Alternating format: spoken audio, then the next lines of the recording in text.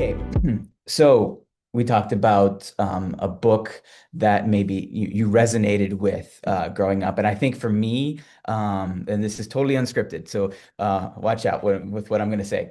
It's got to be C.S. Lewis's *The Lion, the Witch, and the Wardrobe* is the one that like really kind of sparks in my mind, and I think of Edmund and just basically being a traitor, and then feeling bad about it and trying to go back and forth and that internal struggle. And I'm like, man, what if I was in his shoes? And I put myself in his shoes, and man, sometimes it can be tempting to do things this way, and maybe you don't feel, like you're being treated well by your family, but you know what? Your family is who loves you no matter what, even though, you're maybe you're a little, snot face, right? That's that I guess is a book that resonated with me, and of course, that has also been a book that was subject to some challenges, right, in the past. So here we go. We're talking about books, challenges, banning and protecting them, of course, culture on the shelves. Here's our agenda. Look at this, be intimidated, please. Right? We're going to talk about defining a book ban, a short history of book banning, contemporary book bans, understanding the Miller test, current patterns in book banning, emerging issues and persistent trends, and then we'll have discussion. And by the way, I don't actually mean that. We're gonna. I think once we get into it, hopefully it'll be self-explanatory here. But I have discussion listed at the end. I don't mean to say that we're not going to discuss throughout, okay? If you have a question, if you have a comment, if you have a statement, please go ahead and unmute yourself, shout it out, say, "Hey, Chris, whoa," and we'll address that issue and we'll have a discussion or talk. And of course, I'll be asking for your responses too. So if you could please be ready, right, with your own input, that would be wonderful. If you can't talk right now, you could put it in the chat. I believe we have some people monitoring chat who will be glad to interrupt me, and we'll get that discussion going that way. So here we go. We're going to define a book ban. So here's your first question. Hey, queued you up. What's a book ban? What do you think of when you think of a book ban? I think maybe like it's a book where maybe in schools it might not be allowed, or like if it's Mhm. like a really crazy big book ban, maybe just like not allowed in a country in general. And it might be because Yep. it has some themes or some things happening in it that like people like they don't want them to read, I guess. Absolutely. So it's a restriction placed on a certain population, which can be very small or very large. Now, any other ideas or thoughts about what a book ban We have some might comments constitute? in the chat about what a book ban is. Madeline said being prohibited from having the book available. And Chloe says a restriction on the distribution of specific books or a specific book genre. Excellent, excellent. So restriction on the actual distribution itself. Interesting. Any other comments? All right, so you're right. There are there's some common conceptions, sometimes misconceptions about book banning. The first one is, we're talking about a total ban where the material is completely removed from any kind of access whatsoever. So, you were talking about like the local versus, moving out, maybe a statewide or even a whole country. This does happen, right? Where material is completely removed from access. You can't even get a hold of it. It's taken off the shelves. It's burned. You can't even sell it, right? Um, you can also see like a governmental ban, right? Where the government restricts the sale and distribution of materials. Okay, and we'll get into that in the history of book banning here. Um, but this gets at, and when you mentioned the distribution of materials, that then gets kind of at this idea of the governmental ban, kind of throwing sand in the gears of how distribution works, production, putting it on the shelves. If they can't even get on the shelves in the first place, can they be distributed? Can they be sold? That sort of thing. Um, there's also kind of when you take a step back and look at censorship as a whole, um, censorship can be defined as the removal or prohibited access to a book based on some individual's disagreement with its political, religious, or moral viewpoint. And this is from the National Coalition Against Censorship. They have an excellent, actually a very good book censorship toolkit that I came across while studying for you guys specifically, that takes a look at this question from the perspective of a child's right to read, right? So if you're into, either my wife is a graduate actually of this college in early childhood education. She did a lot with children's literacy, but also, going into elementary education, the literacy is critical, right? Fostering that desire to learn, the desire to read, and a connection with reading, between reading and comfort, or reading and excitement and that sort of thing. Um, but yeah, so I highly recommend going to that National Coalition Against Censorship webpage and looking at their book censorship toolkit. And I think I have a link to that at the end of the presentation where you can scan and review that. But we do have, as librarians, our own definition of book banning, which makes several distinctions between different types of banning or different types of censorship attempts in the modern era. So the first thing we do is we kind of break it down and we say, well, was it a ban or was it just a challenge? So a book challenge is an attempt to remove or restrict access to materials or services based upon the objections of a person or group, right? So that kind of links up with the National Association, right, against censorship definition, which points out that, hey, your objections are specific, right? You have some objections that are unique to yourself, right? Your own viewpoint discrimination. And you've challenged it, you've attempted to remove it, but it hasn't been removed yet, right? Um, there's also restrictions, right? The relocating of the book to another section of the library, right? Or slapping it with a content warning, taking it out of the online catalog so it can't be found, even though it's still in the shelves, right? Or even taking it out of the browsable stacks and putting it behind a desk, right? Or requiring parental permission. So there's there are legitimate reasons, right, that we, kind of have these misconceptions about book bans. But again, we have these, we are kind of specifying these activities and defining them appropriately. We haven't had a governmental ban on reading materials on the general populace since the 1960s, which is, again, it's from the government saying, no, you cannot, be reading this book, right?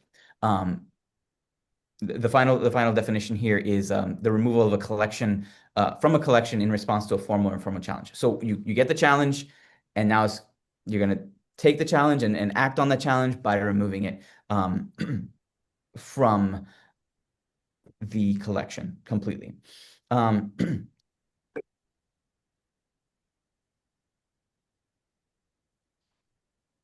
So because of the nature because of that fact that the governmental book bans no longer occur, the ALA now distinguishes between challenges, restrictions, and bans. So when the ALA talks about a book ban, we have these three elements that are considered, right? One, it was in the collection, right? This is not,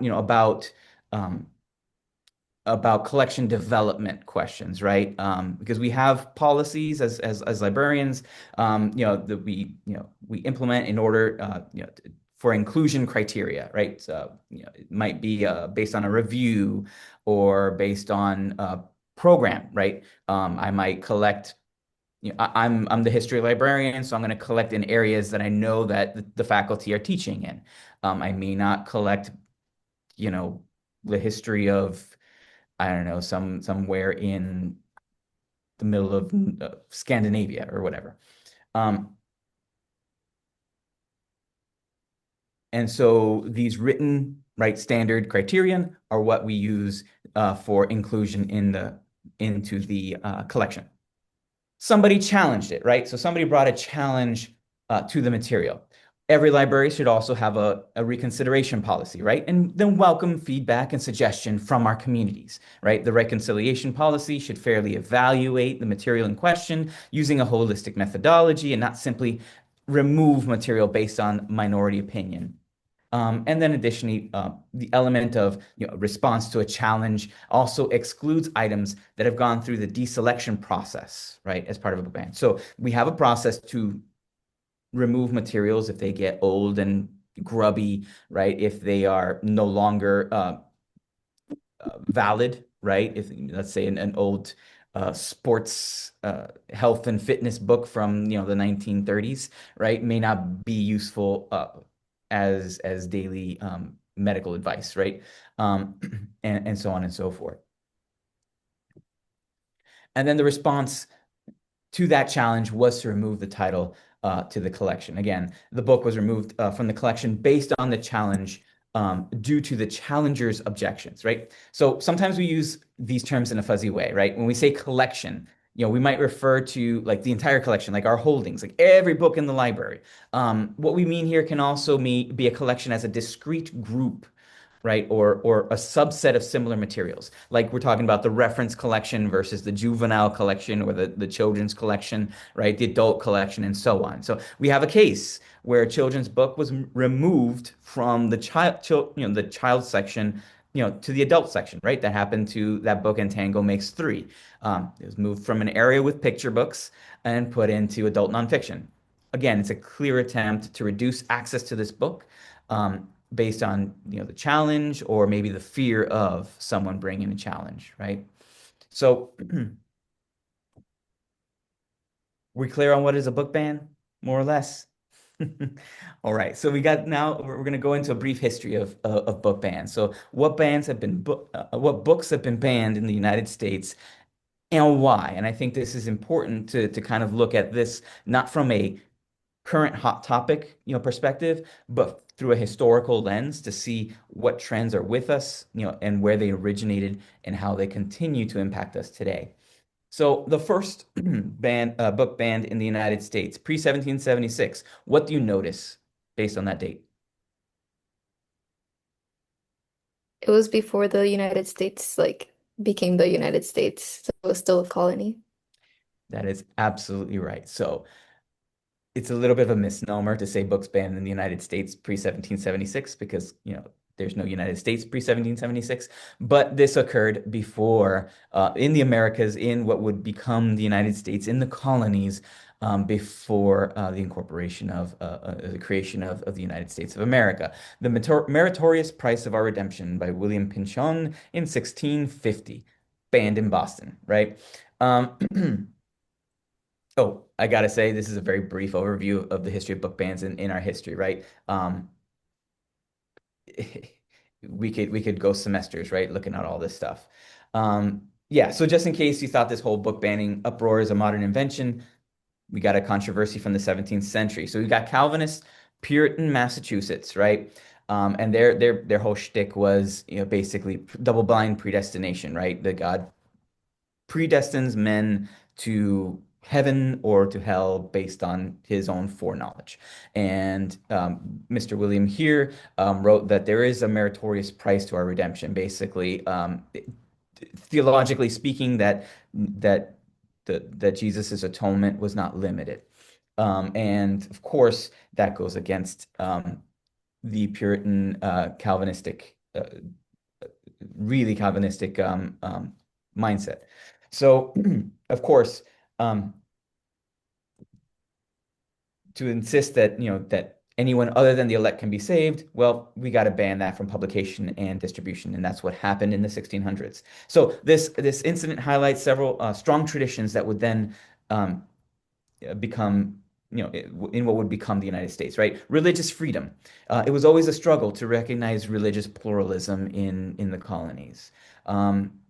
States' rights, right, versus regional rights. Whoever's in power has the ability to censor minority views. And free expression. The minority would be defiant and continue to write and distribute despite legal challenges. Obviously, we still have copies of The Meritorious Price of Redemption. The censors did not win. You can still go in and read it today. I think I grabbed this screen grab from the Internet Archive or something like that. So you can go ahead and read it now if you wanted to. It's a little bit dry, but either way, those are the things that you can gather from that episode in our history. Next, we fast forward just a little bit. Books banned in the early Republic. We have Fanny Hill or Memoirs of a Woman of Pleasure by John Cleland in 1748, banned in 1821, and continued to be banned again in 1963. So we have, it seems fitting that one of the first books banned in the nascent United States of America would also be one of the last books to be widely banned by a government body, right?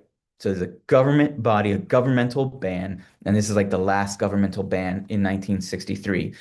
As you can tell from the title, Fanny Hill was challenged and successfully banned by Massachusetts government in the 1800s for obscenity, right? It is obscene and lewd. And this ruling generally holds for about 145 years until Memoirs versus Massachusetts. Put forth a legal framework for determining what is or is not obscene for the purposes of First Amendment protections, right? Which, again, First Amendment protections are protection from government censorship, not from others. Fanny Hill, of course, was not perpetually banned for that whole 145 years. It comes and goes, right? But it would be available at certain times and then go away. But the ruling in Commonwealth versus Holmes basically stood as precedent, allowing governmental bans until the 1960s. Okay. Next, we fast forward to the Civil War era, and we have Uncle Tom's Cabin by Harriet Beecher Stowe.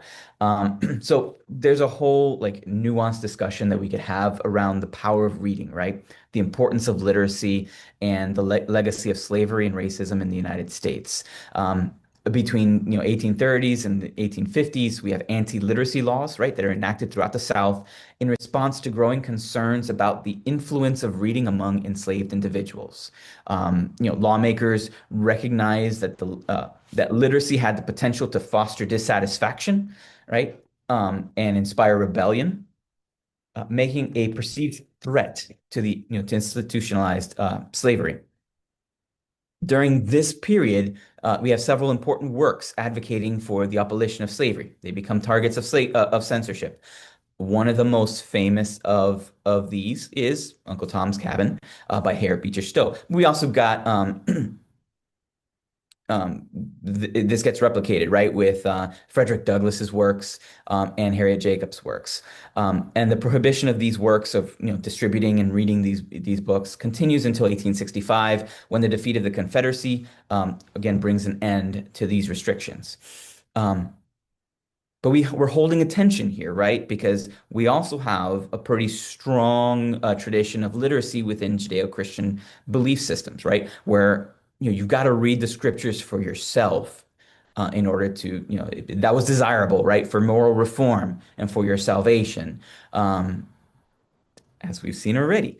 So the outcome in several cases was, we got some partially literate enslaved, populations, right? They have access to the scriptures, but heavy restrictions on um, and again, these strategies that were deployed by the slaveholding South and the complacency of the North are still with us today, right? As literature that deals with the repercussions of chattel slavery are consistently the most targeted books today, right? These works include things like The Confessions of Nat Turner by William Styrian, Kindred by Octavia Butler, The Color Purple by Alice Walker, Beloved or the Bluest Eye by Toni Morrison, and the autobiography of Malcolm X. Again, pause me if you need if you wanted to make any kind of statement or say anything, okay? Um, Hearing nothing else, we move on to the books banned in the United States pre-World War II. We have The Grapes of Wrath by John Steinbeck. Think Of Mice and Men was mentioned as another Steinbeck that resonated with some of you. So we get a problem here, right? Because when we start pulling like little threads of history, we're looking at banned books, right? Specifically banned books. But when you pull that thread, the whole fabric tends to come undone.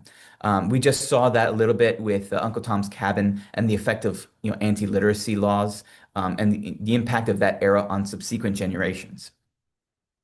Well, the same holds true here with Steinbeck, right? By the time this title is published and very swiftly banned. You got to remember that Hitler and the Third Reich have already come to power in Germany. Okay? The Nazis have already held their their book bonfire in Opernplatz in 1933. The American Library Association has responded by drafting and adopting the Library Bill of Rights on June 19th, 1939. Admittedly, that was 6 years after Opernplatz, but we'll forgive them for that one, maybe. Um, they were working on it. They were working on it.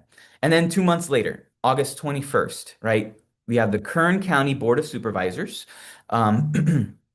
They pass a resolution to ban the sale and distribution. Again, we have that sale and distribution of the Grapes of Wrath in the county for the stated reason, right? They cited the novel's poor depiction of county citizens, county officials, and they cited the profanity, lewd, foul, and obscene language unfit for use in American homes.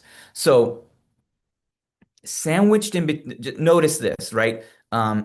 This is an expressly, right, solely political body saying, we don't like your portrayal of us as officials, and so we're going to silence your speech. We'll throw in a few other reasons too, right? Um, this is an early, very clear indication of political partisanship influencing the decision to restrict the distribution of reading material, right? Sandwiched in between, we're protecting the people's honor, right? It's a poor depiction of the county citizens. And, we're protecting the people's morality, right? Because of the profanity, lewd, foul, and obscene language. They're also saying, we're also protecting ourselves, county officials, right? These are, some political undertones, right? Yeah, maybe we've got other reasons too, right? There's plausible here, but not so when we get to the McCarthy era, right? Next step in banning is basically banning explicitly, political materials by having actual policies that target political parties and ideologies for the suppression during the McCarthy era, right, of the 1940s and early 1950s. We could say a lot about professor watch lists, self-censorship, spying on your neighbors, congressional hearings, and using national security to erode protections, right? But here we go. We have, in the United States, one of these methods of censorship has involved the Postal Service, believe it or not, right? Determining, declaring certain titles to be non-mailable, right? So USPS could regulate, the distribution of this information by saying, oh, we're not gonna distribute, lewd materials or obscene materials or un-American materials, right? In the mail. And this practice has been applied at some points, right? Usually during periods of war and conflict. And it actually started with the Continental Congress in 1776. So it's been with us since the beginning. But look at this list, right? We got the Merry Adventures of Robin Hood, right? Why Robin Hood? Stealing from authorities to give to the poor. It sounds communist to me, right? You're redistributing wealth. Grapes of Wrath, of course, was another one. Huckleberry Finn, Catcher in the Rye, the Canterbury Tales, For Whom the Bell Tolls, right? All these materials were found on lists, and this list is by no means right exhaustive. Books could be deemed politically unsuitable and thus unmailable. At other times, obscenity laws would be used to mark titles as problematic. That's our history lesson. Okay, we know that there's a long, proud tradition of book banning in this country. With certain segments of the population, it comes up, for various reasons, right? As I mentioned when talking about Fanny Hill, 1966, right? This transition era, right, between 66 and 73, effectively ends the U.S. tradition of governmental bans on the sale and distribution of literature. You're not going to hear about governmental bans from here on out, hopefully, right? Memoirs versus Massachusetts introduced, this is in 1966, introduced the idea of having obscenity tests, right, for the material before the before we can issue a ban. So in other words, there is protection for the author's speech rights and for the reader's informational rights. Okay? So authors have the right to say something and to distribute their thoughts, and readers have the right to seek information and to and to consume it, right? And to consume it. Now, this test here, like from 66 to 73, the reason why I have 73 here is, it was that obscenity test wasn't well defined until we have Miller versus California, right? 1973, when we get a Supreme Court ruling that establishes the Miller test for obscenity. So here's just a selection of some of the books that have been frequently, let's say, challenged, restricted, or banned in the United States since the 1970s, right?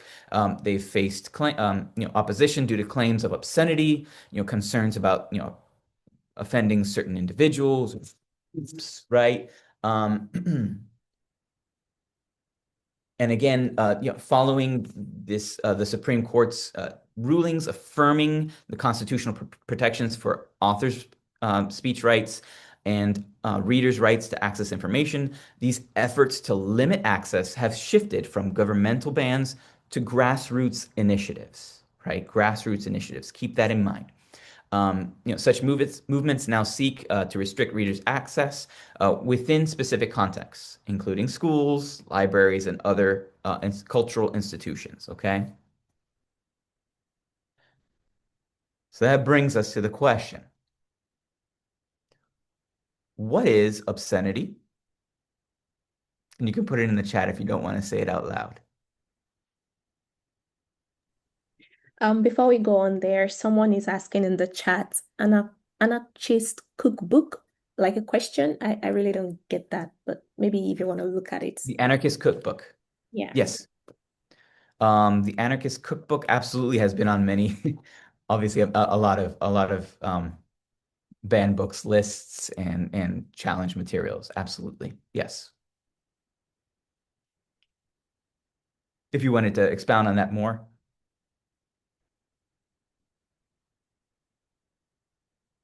again. Yeah, I think if that would not be a bother, you might want to expand a bit on Anarchist Cookbook, if that's possible. Here, let me open up the chat and see what that question was.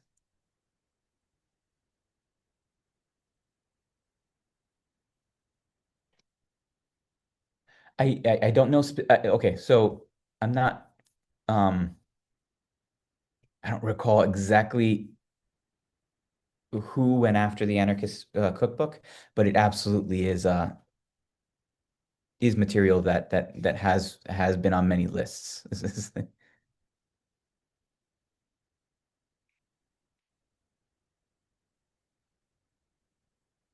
Or are you saying the Anarchist Cookbook is obscene?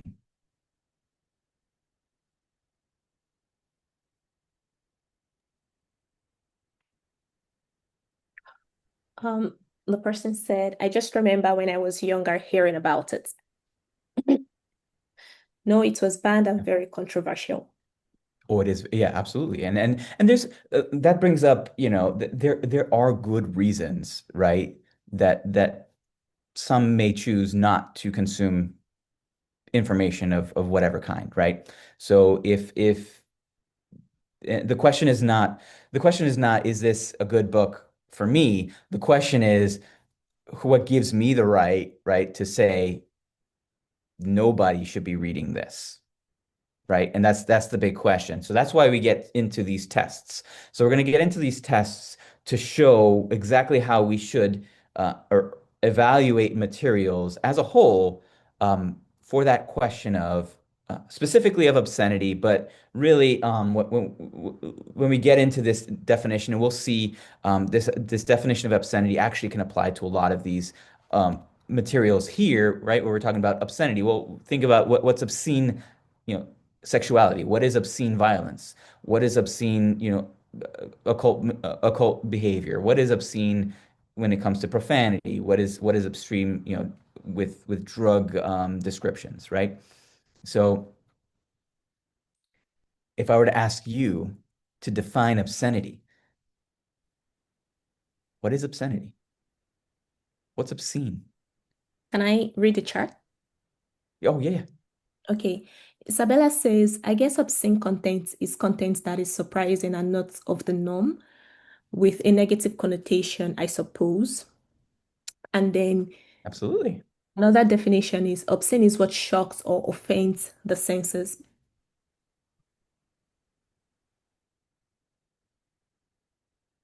Absolutely. Yeah. So, anything else? We got all shy all of a sudden talking about obscenity. Here are some of the things that I commonly get back, right? I know it when I see it, right? That's a lot of people say that. Oh man, I can't really describe it, but when I see it, that's that and that and that. Some people just come right out and say, oh, it's just any description of sex or nudity, right? Oh, that's obscene. Um, I've heard this is kind of a sophisticated one, like presenting adult themes to children. Well, what's an adult theme, right? That doesn't really resonate. But what is obscenity? It can touch on all these things, and to certain people that's enough. Um, but we do have an objective measurement for obscenity in literary works, and that is the Miller test, right? As you just saw, some of these uh, definitions are inherently subjective, right? Um, and in many ways, obscenity really is in the eye of the beholder. But in order to address this subjective problem, um,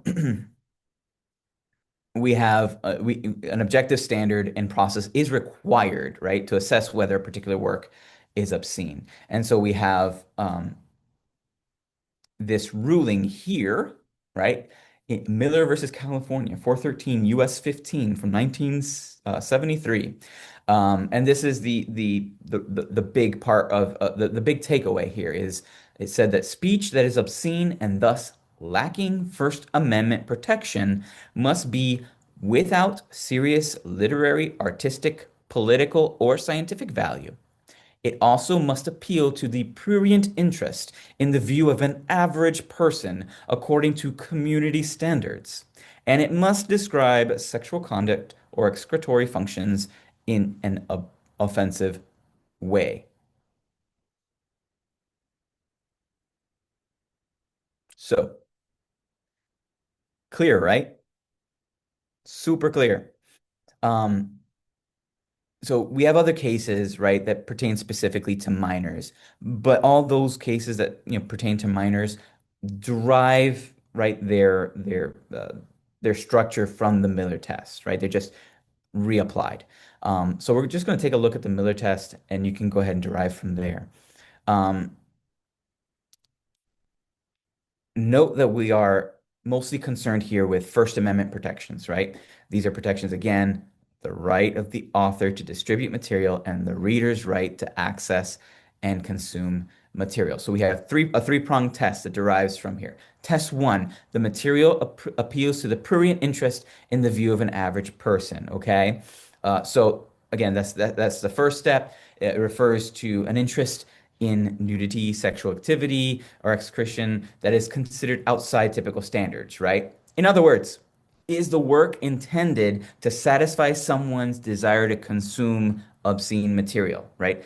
Is the work purely a means to consume obscenity? Is that the point of it? Or is there maybe a point beyond that this obscene passage is making? Right? Is the obscenity a tool to get at an actual point? Or is the point the obscenity itself? Test two, second stage of the Miller test. It examines whether the material shows sexual content or excretory functions in an obviously offensive way. So this step looks at the community standards, right, within the culture of the area, to decide if the content will be found blatantly offensive by an average person, right? In this case, we ask how the act is described and whether it's pervasive and graphic in nature, right? And I'm going to tell you this right now. In most challenges, right, this criterion is a yes vote. Yeah, the author described it in a very graphic way. The author, the illustrator put that thing in there, right? It's pretty offensive, right? That's why there's a challenge. It's not a challenge usually that's out of the blue without any merit whatsoever, right?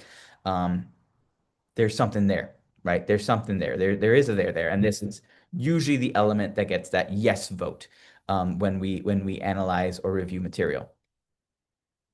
Test three, and is the final criterion of the Miller test. It assesses whether the material in question lacks substantial literary, artistic, and political or scientific value. So, this is when we take the work's impact into account, right? We evaluate the value of the work in the scholarly or the social community, the standards intended to protect works that may be provocative or controversial, but contribute to society by expressing ideas, advancing knowledge. They enrich culture, right? If a novel explores complex social issues, or a film with a significant artistic merit would not be typically deemed obscene under this criterion, right? Why? Because they contain, even if they contain explicit content, right? Um, or a scientific article or book that discusses human sexuality, again, for research purposes. Or if it was a political cartoon that critiques a public figure, they might include graphic elements, but their clear value prevents them from being classified as lacking in substance, right? Um, Challenge reviews, they often rely on expert testimony, right, to give or reviews from literary critics, from artists, scientists, or political analysts to help determine whether a work meets this threshold, right? Usually, we solicit reviews.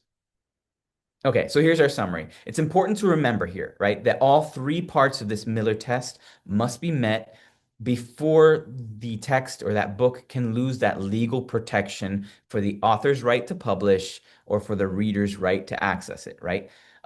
One, two, and three, right? So if it doesn't appeal to the prurient interest, yeah, it's offensive, but it has serious value, it does provide value. Well, it doesn't pass the Miller test, right?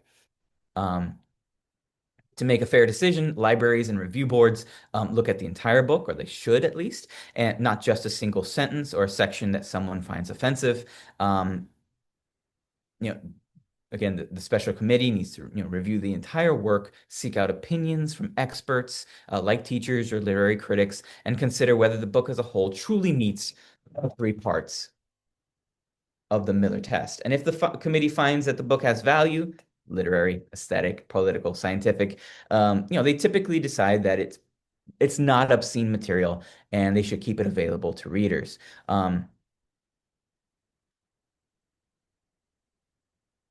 There are several applications of the Miller test, right, that take into account the audience. This is what I'm talking about when we talk about like the Miller test for minors, right, or the Miller test for schools.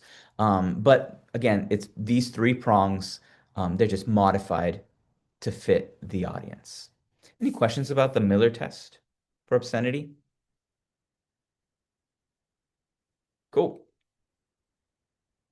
So we're going to shift into some current patterns in book banning. So this is the report. I'm citing it right here, ala.org/bbooks/censorship-numbers. The American Library Association has documented instances of book censorship challenges, restrictions, and bans since 1990, right? The organization investigates field reports and media coverage to assess whether cases meet its criteria for a book ban, right? Based on their own definition that we already went over. The ALA releases, or that's American Library Association, releases a report prior to Banned Books Week, which typically occurs in late September, early October. This report that I'm sourcing right now was released in 2025, right? Which compiled challenges reported in 2024. Okay, so the data is a little bit old, but we don't have the numbers for 2025 yet because they're working on them right now. So they compile the 2025 numbers in 2026 to be released in September or October. Okay, it's just how counting works. So I have here a QR code that should take you right to the actual report itself, if anybody wanted to pull it up and fact check me right quick. So when we examine the sources of book censorship and challenges in school and public libraries, it's important to understand who's driving these efforts, right? And we have a significant majority, right? 72% of the demands to censor books originate from organized pressure groups and government entities. That's not necessarily the government passing a law, but it includes elected officials, board members, right, administrators, who have the authority to influence or the influence to request the removal or restriction of materials. So it's more like under the table kind of thing. Um, Parents represent another notable group, right? Accounting for 16% of challenges. Their concerns often reflect personal values or beliefs, right, regarding what is appropriate for children in their broader community. And then finally, we have 5% of which are just library users, right? General users who are responsible for those challenges. These instances are less common. They demonstrate that concerns about library materials can also arise directly from people who are utilizing library services. Next question is who is challenging the books? Again, when considering that question, right, of who selects titles that are the most frequently targeted for censorship, it's important to recognize the role of partisan book rating sites, right? So in 2024, the 120 most targeted titles, those most singled out for censorship, have all been identified on these sites, right? These book rating sites. These platforms serve as resources for activists, right? Offering tools that facilitate the organized effort to demand the removal or restriction of certain library books. As a result, these sites play a significant role in directing attention towards specific works, right? And influencing the broader conversation around censorship in libraries. So some examples are like booklooks.org, ratedbooks.org, Take Back the Classroom, the Pavement Education Project, betweenthecovers.com, right? Of course, they face criticism for limited transparency, insufficient professional oversight, and partisan bias, which may conflict with a librarian's principles of intellectual freedom. Um, and there's also a related school issue from the National Coalition Against Censorship that addresses red flags and permission slips, right? So again, from that toolbox that they have on their site, they say that sometimes school districts, right, flag books with mature content um, in order to avoid controversy. So they're well intentioned, right?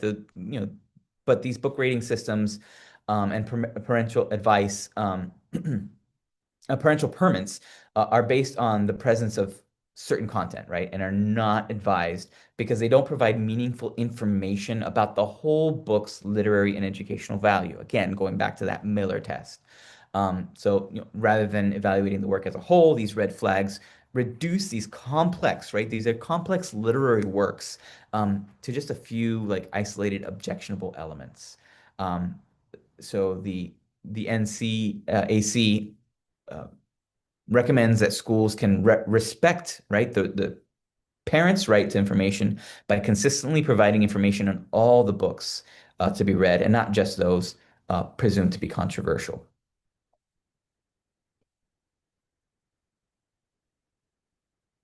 Oh, no. The computer just told me it was about to shut down. Not good. All right. So here are some of the most challenged books of 2024 again.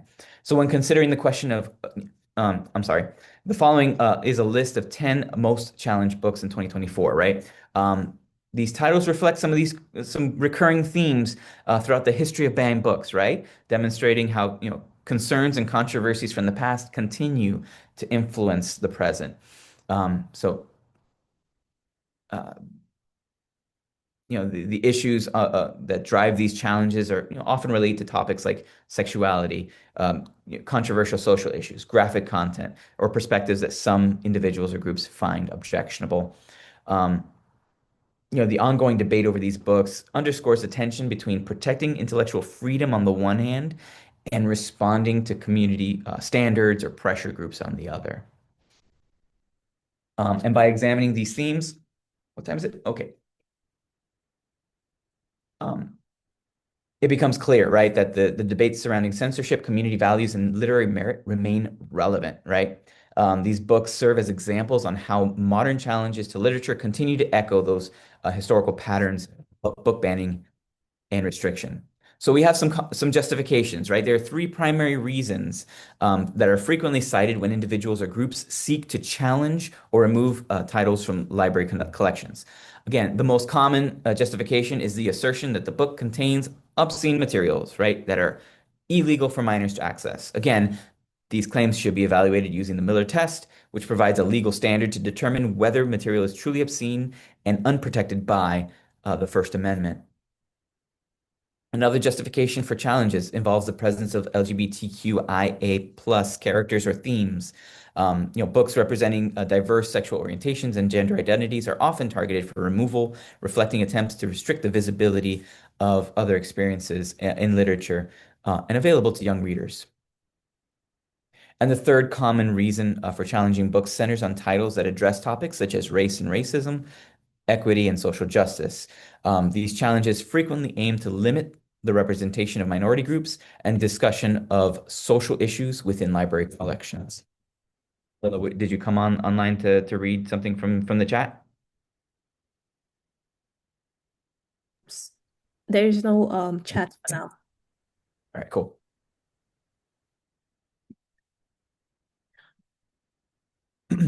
So we've got some slightly shocking information here in last year in that in 2024, there were 821 challenges documented, which marks actually a significant decrease in the number of challenges from the year before, when there were actually over 1,200 attempts over 1,200 challenges.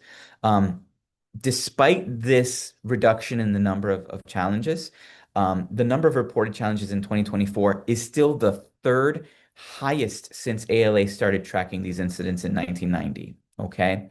The ALA attributed a few reasons, right? The first reason might be underreporting. Fewer incidents were covered by the press, right? Leading to a decline in the publicized reports of what challenges.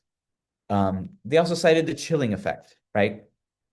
Where maybe librarians were just tired of fighting, so they're just, they're not going to deal with it, so they'll go ahead and not talk about it, just let it happen. Exclusion, right? Local policies have begun transferring collection development decisions from librarians to local boards. So maybe librarians aren't allowed to make those decisions on what to add to the collection anymore.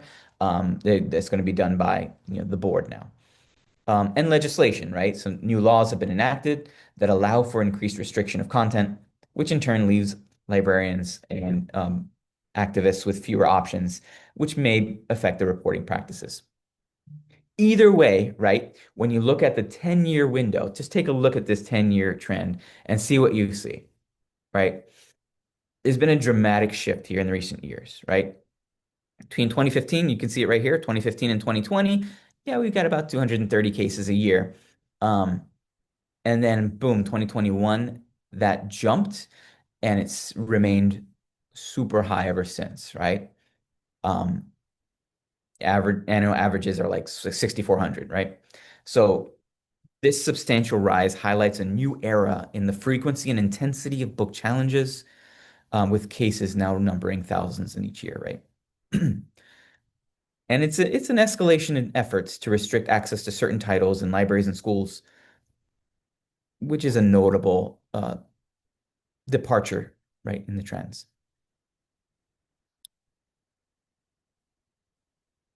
Any questions or comments about the data? That's just the data as reported by ALA.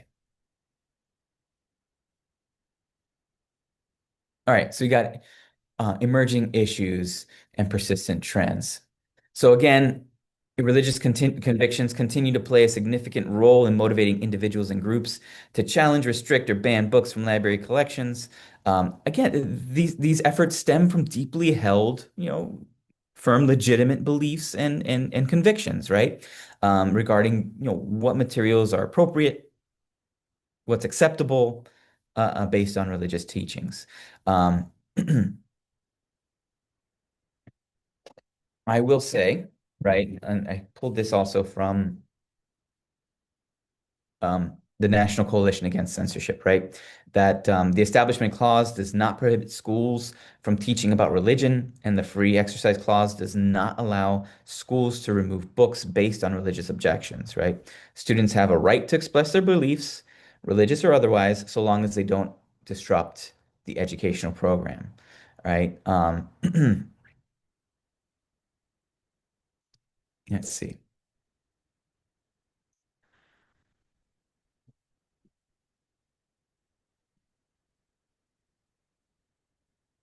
Obscenity, right? Objections to obscenity have consistently driven efforts to challenge, restrict, or ban books within literary and educational settings, right?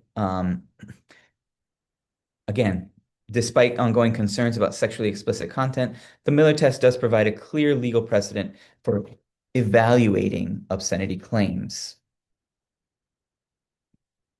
In addition to fostering respect for our bodies and for those of others, books on sex and sexuality are First Amendment protected speech, unless they're obscene, of course. And to be obscene, the book as a whole would have to be patently offensive, appeal to the prurient interest, and most critically, lack serious literary, artistic, political, or scientific value. And most educators, right, those of us in this room right now, are reasonable people, right? You're trained to select books for their educational value. And I think you're extremely unlikely to select obscene books, right? Racial tensions, right, have also long been a defining aspect of American society, often surfacing through literature, educational systems, and literacy laws. Um, Literature and media serve as powerful tools for fostering empathy and inspiring meaningful change within social systems and cultural attitudes. That's what I was getting at with The Lion, Witch, and the Wardrobe at the beginning with Edmund, eating that Turkish delight, betraying his family, right? If I put myself in his shoes, man, I could see it. And there are so many other books, right? That a young person or even an old person, right, can see themselves in. Um, and it really is essential for us to see ourselves and our experiences reflected in the books available to us in our libraries, in our schools, in our, educational systems. Sometimes book opponents are not interested in removing the book entirely, but only from their own children's hands, right? In such instances, challengers might be open to keeping the book on maybe on alternative reading list or having another book, proposed for their child to read. So check whether your school's district's policies on educational materials allow for alternative assignments. And then political polarization, which has always been a significant, and sometimes it's been overt, right? It's as a factor driving the challenge, restriction, and banning of books within libraries and educational institutions. Um,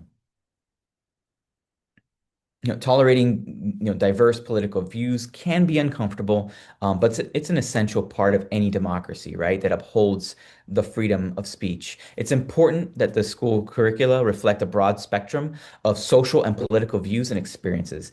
Even if the political views shared in a book don't align with our values, they may reflect those of others in our community and are worth reading and understanding, right? Um, and yeah, it's difficult, right? When you're hearing, these arguments framed as parental right issues. I'm a parent myself, right? So, if you're arguing about, your parental right to remove a book from my child's, options, I'm going to be upset about that, right? Because maybe I want my child to read that book. Maybe I want my child to read The Lion, the Witch, and the Wardrobe, and and you're restricting them from getting it. Of course, I have the means to provide it to my child, but maybe another parent doesn't. And that's important to consider and to respect as well. Um, so some of my materials came from uniteagainstbookbans.org. Feel free to scan this if you would like. Um, that will get you to some more resources, some more things you can consider as maybe you take on some of these challenges, or you're reading the news and you're hearing about things that are happening. These are some steps you can take to support literacy within your own community. And then here is uh, the link to the National Coalition Against Censorship's toolbox. It should take you right to that toolbox with the child's right to read information. Go ahead and give that a read. That was an excellent read right there. And again, my name is Christopher Jimenez. I am a librarian and a lecturer here at FIU, but mostly this is the presentation of some of my own scholarship that I have done for the past few years in advocacy for reading and against book bans. If you have any questions in the chat, or if anybody wants to bring up a discussion item, I think we have a couple more minutes where I'll hang out with you until the questions run dry. Thank you.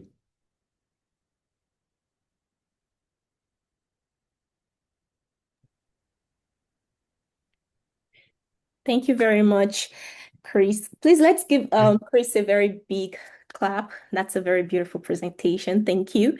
And so now we are going to take questions from you all. If you have questions regarding what Chris just talked about, or if you have another question that has been bothering you relating to book bans and you really want to address it in relation to education or anything, you can ask Chris now because he's here with us. Yeah, perfect. Thank you so much, Chris. It was really illuminating. Thank you very much. So while you were presenting, I was, going through the slide alongside listening to you, and I observed that, don't mind me, it's because of my background. So I have a background in literature. And then I observed that majority of the books are literary works. And then, it bothers me, maybe in two sense, right? Why literary works? Why are literary works the most targeted, right? Based on the statistics, right? Also, if literary works which are meant to be heavily encrypted with literary devices can be decrypted to the point where they are banned, does that not in one way, inform us of the kind of literacy that exists historically and even in contemporary sense, right? So I don't know. I think my question is in two ways. Why the literary, and what does that tell us about literacy generally? Thank you. No, that's an excellent set of questions. I would say, just off the top of my head, right? This is just me spitballing here. Literary works have an impact, right? They tug at you emotionally. They're well crafted, and they're going to be recommended, right? I'm going to read it and say, oh man, everybody I know needs to read this. And when everybody I know reads this, and we all have a discussion around it, right? And it starts building that momentum. And if everybody's reading the same book, right? Oh, what kind of an impact might that have on us? So, if it's going to have an impact, it's going to draw acclaim. It's also going to draw criticism, right? And so that, it's kind of a double-edged sword, right? You write a great book, an American classic, right? You're gonna have your cheerleaders, and you're gonna have your naysayers, um, naturally. So that's the first part. I think the second part, it's really telling, right, that from a literacy perspective, um, like the best, most successful tactic is to kind of rip an obscene section out of context Mm. and present it with certain framing that that's maybe like creating that pathos argument that's more of a fear-based, right? Okay, you're gonna be scared. Oh, this is what they're teaching your children, right? This is what they're showing your children. They're corrupting your children, or Yeah. or society in general.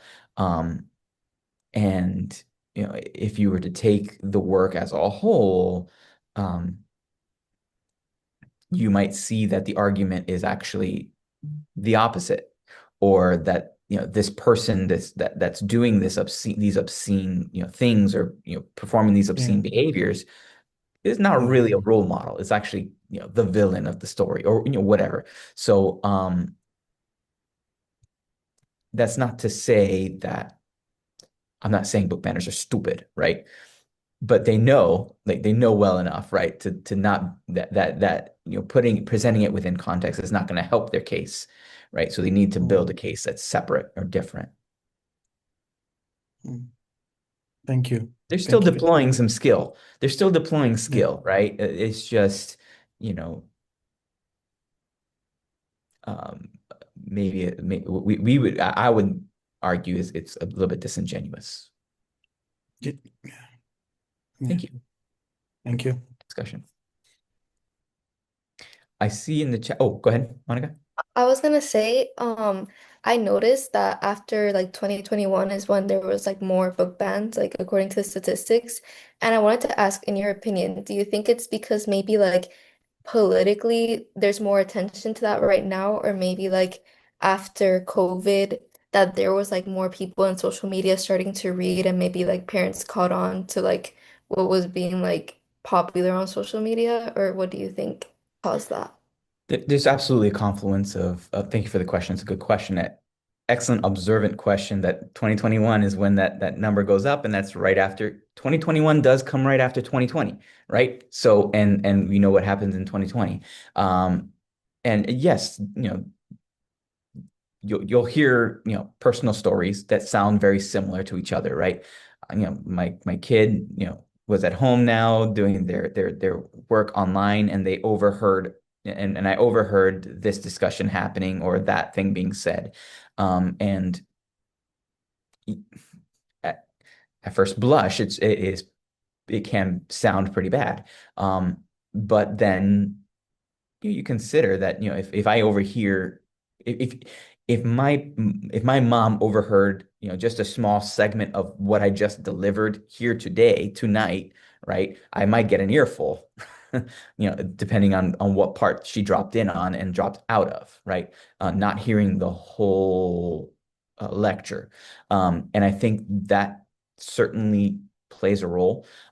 We do know, right, and some of these studies have gone into and published other findings that organizations, grassroots, quote unquote, organizations have sprung up since 2020 to focus on these issues, right? Specifically, obscenity in our books, um, which brings us the rise of these book rating sites that kind of goes hand in hand with groups like Moms for Liberty and other politically charged groups. So that certainly is part of the story. It has to be part of the story, right? When we're pulling the thread and it's unraveling, oh, this is also connected. Oh, why are these names always kind of there? Why does everybody's book list look the same now, right? Before 2021, you had more regional, like, oh, they're going to go after this book here and, in this region, and they're going to go after that book in that region. But now it's homogenous, right? You can go to a small town in Texas and see the same, book list, for banning, as you're going to, find in an area in Illinois, or go to Wyoming, you can go to California. You can find the same titles in all these states that are challenged. Why is that? The internet, social media. Thank you. Um, WBBQ mentioned something about, I think when we were talking about obscenity, and the adult film industry and their argument, right, that they are artistic in value, right, and then going on to the slippery slope with adult films, and um, They're artistic? Yes. Um, are they going to get the review that like film noir or some other like a film that is a comparable film, an artistic film is going to get? Probably not, right? I would argue. So when we're looking at artistic value or acclaim, like that's what we're talking about. We're talking about like an actual like a journal that's going to review materials, right? And an adult film probably won't get that. Um, and then we also apply to our specific groups. So, a library, who gets requests, a lot of requests for adult films might have to, put it in stock. I don't know. I haven't seen that. But they certainly don't need to put it in the children's section. Um, and that's an argument from an obvious argument. But then again, the other parts of the Miller test, when we talk about the prurient interest, certainly that would be considered um, in the prurient interest, obscenity for its own sake. And yeah, just wanted to address it. It was sitting there in the chat. Thank you, Chris. I guess I have a question of my own regarding the Miller test that you mentioned earlier, and I was just thinking about it in relation to education and how that might actually be enough or suffice in helping educators make a decision. Because I don't know, I just feel like it might not be very, like, how should I put it? I don't know which word. I don't want to say comprehensive enough to kind of like make like that holistic decision about a book in the sky. And I'm just asking, what do you think about it? Like, is it an appropriate measure for that kind of decision, or is it just to make in parts? And how can teachers kind of like, or educators kind of like address the other part of it, I guess? Sure. I think from an educator's perspective, right? The first thing I already said, I'm not a lawyer. I'm not a lawyer. You're a lawyer, okay? And I mean that. When you get into a place of employment, you're going to have policies and you're going to have standards and those kinds of things. That's the first place where you need to look, right? Um, you know, uh, is this a place where you're going to be allowed to have a small classroom library and to select your own materials for that? And then you should have real reasons, right, for inclusion into your program, right? There's a real pedagogical reason for this book and for that book and for the other book. It's not just, because you kind of like it. It's because, oh, I'm going to teach a, a section of my lesson plan that's going to have to do with this experience. And so you're going to provide reading materials, whether it's assigned or just for exploratory, like give your students a chance to review them based on that, right? So it's got to be, you want to ground it, right, in an actual pedagogical reason. Um, and, I think a lot of it is also empathy, right? Putting yourself in another person's shoes, maybe the parents of your students' shoes, what they might, you know, how they might feel, being an open person, for discussion. I get, despite all this work I've done and looking at all this stuff, I still genuinely believe that people are reasonable and people want to make that connection and talk and they can have open discussions. I kind of have to believe that. If not, you fall into the pits of despair. And really, that's not a good place to be. We really want to be open, and have these discussions to help others and perhaps to learn ourselves, right? How someone else might feel about a certain issue. So I think, not being a teacher within those constraints myself, from kind of the outside looking in, those are some of the things that I would kind of suggest or uh, recommend. Thank you very much. Mhm. So, does anybody have any more questions to take? Chloe, please. Yes, I just wanted to say thank you, Mr. Jimenez, for conducting this wonderful presentation. And I wanted to thank all of you for also, showing up and showing interest and, asking questions and engaging with the presentation. If you can, in the chat, can you send your full name, your email, and phone number just so that we can keep track of attendance? I was here just keeping track of like everyone's names in the call, but if you can just like send your full name, your email preferably, so that we can have it as record. Thank you so much. Thank you all for inviting me and for listening attentively and engaging when I ask for questions. You guys have been really awesome. Thank you. Thank you so much for joining us. Okay, so and we have come to the end of this webinar. Hopefully we get to see you again. I mean, every one of you here again at another time again for a new webinar. We're going to communicate that with you. We also have other events coming up. For example, we have the Trivia with Faculty coming up this March, and also some other events that we can communicate to you through your email, which is why Chloe was asking for your email. So just keep in touch, and of course we would update you. So thank you so much again, Chris. That was really insightful. And I recorded this the whole presentation, so I'm going to be sharing that with you as well, and with every other person that attended. So thank you so much. All right, everyone. Bye.